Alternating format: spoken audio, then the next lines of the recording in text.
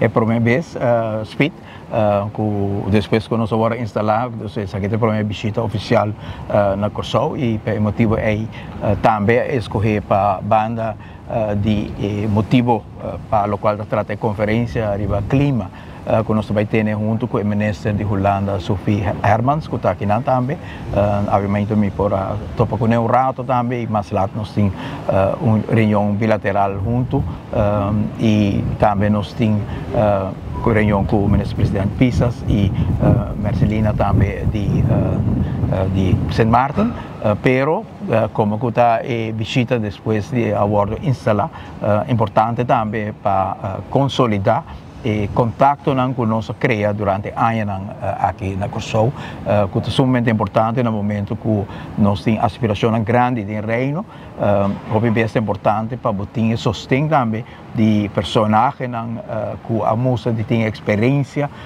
em tanto manejo de no próprio país, Corsou, Antillas, tempo aí que tanto a senhora Maria Libera Peters como a senhora Emily de Jong El Haag,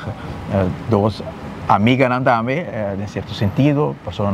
cerca, para nós compartilhar, ideia comum para o qual trata uma relação construtiva de reino, para trazer uma que melhor nos possível reino, mas também pessoas com experiência arriba o terreno de Kiko está e reto no nosso país. Ambos a conhecer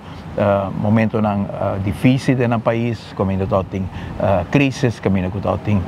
situação e ainda tem no nosso país de roupa e pobreza e como atender que o tema com o coração, com a alma para realmente servir e cada vez uma conversação com Maria Libera Peters ou com a senhora Emily de Jong El Haag, está momento em que pode reforçar e compromisso de servir o país. E para a primeira vez, por topa é o waarnemend governor de Corsou, a senhora Russell Capriles, muito interessante compartilhar com ele também a visão que nós temos para o manejo do qual a natureza também um rol muito grande para o país Aruba e nós temos a oportunidade para etalar a visão é de que nós que vai fazer para a natureza de Aruba e que nós proteger, mas também que nós por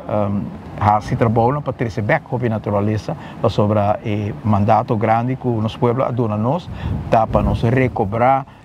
área de natureza, para nós recobrar nossa identidade de cultura e pensar também a tomar a carteira como carteira